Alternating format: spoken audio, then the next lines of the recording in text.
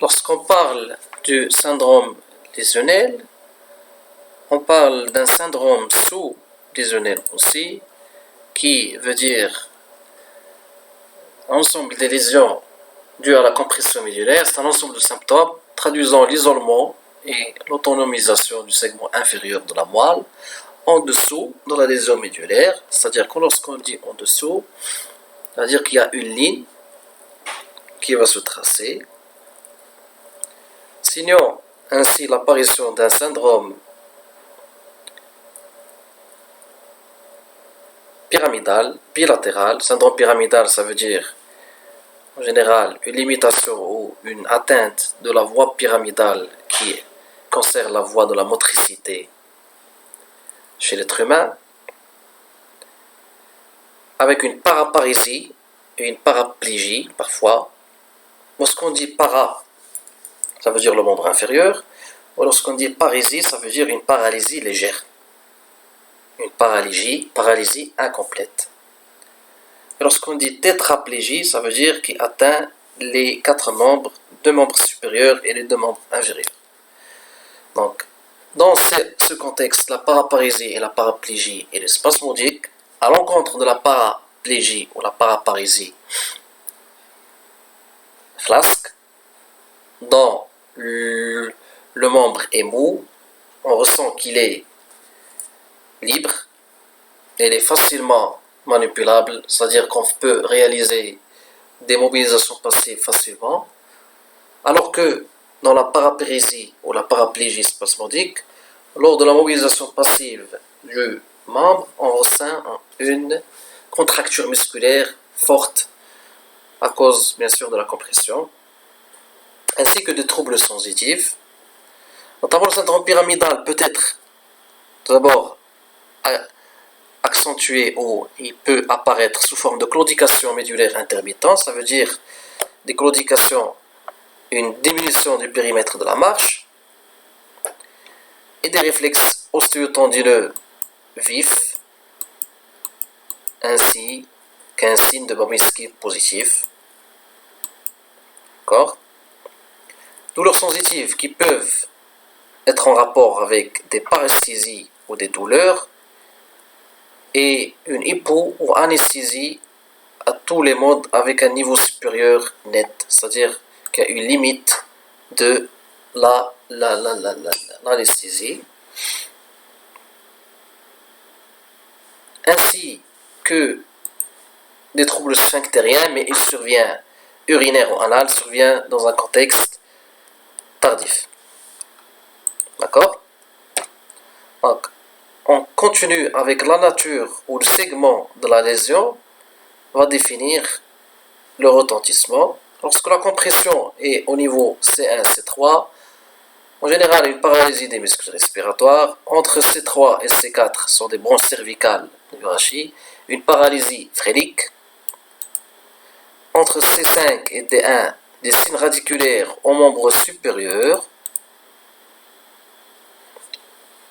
Lorsqu'on dit radiculaire, comme on l'a dit tout à l'heure, c'est en rapport avec le syndrome radiculaire, ça veut dire qui touche plusieurs racines à la fois, donc un territoire défini. Lorsque la compression est au niveau de T2 jusqu'à D12, on constate des névralgies intercostales, notamment au niveau du mât blanc, site D6, au niveau de l'appendice xiphoïde, site D7, et au niveau de l'empirique, site D10. Et si la compression est entre L1 et L5, on constate des signes radiculaires au niveau du membre inférieur. L'examen complémentaire de première attention est bien sûr l'IRM vertébro-médulaire.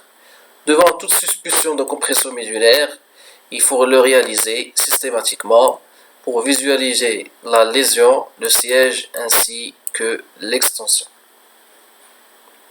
D'accord ? La radiographie standard du rachis vient en deuxième intention face et profil, centrée sur la zone suspecte pour visualiser éventuellement une lise, une condensation, un tassement vertébral ou un élargissement du trou de conjugaison. D'accord ? Ou carrément un scanner rachidien afin de définir l'atteinte et son siège Parfois, on a recours à la myélographie aussi, qui montre une opacification des espaces sous-arachnoïdiens par un produit de contraste intratécal. Ainsi, d'autres examens paracliniques vont s'imposer, notamment l'échographie abdominale et l'NFS vs radiographie pulmonaire.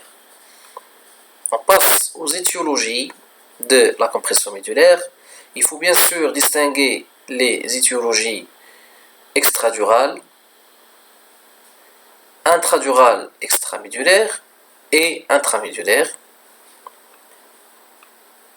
Comme on connaît, le cerveau est entouré de 3 méninges, la pimère, l'arachnoïde et la durmère, ainsi la moelle épinière est aussi entourée de 3 méninges, vu que c'est une continuité du cerveau et du cervelet en haut, du tronc cérébral.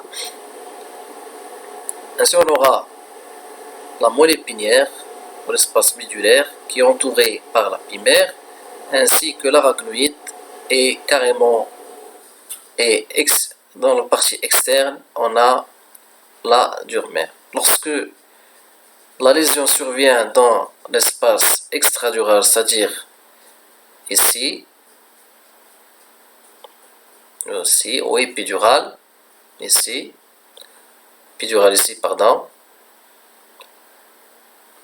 on dit que la cause elle est extradurale. Lorsqu'il survient entre la durmère et l'arachnoïde, on dit qu'il est intramédulaire, ou plutôt intradural extramédulaire, comme c'est le cas ici. Après, lorsqu'il survient à l'intérieur de l'arachnoïde, on dit qu'il est intramédulaire. Parmi les causes extradurales, on a des métastases vertébrales ou épidurites tumorales qui surviennent chez le sujet âgé de plus de 60 ans, présentant des cancers du sein, poumon, prostate et thyroïde qui ont vraiment un tropisme ou une affinité pour donner des métastases au niveau vértébral, au niveau du rachis. On a des hémopathies malignes, notamment les myélomes multiples et les lymphomes, ainsi que les spondylodystites et épidurites infectieuses, le mal de peau ou la tuberculose vertébrale, ou causée soit par la tuberculose ou causée par les germes banals, notamment les staphylocoques. Ainsi, d'autres causes extradurales se présentent, notamment les myélopathies cervico-thoraciques, les hernies discales cervicales et les tumeurs vertébrales primitives bénignes et malignes. Les causes intradurales extramédulaires, parmi lesquelles les neurinomes et les méningiomes rachidiens. Les causes intramédulaires peuvent se résumer principalement par les astrocytomes et les épendymomes.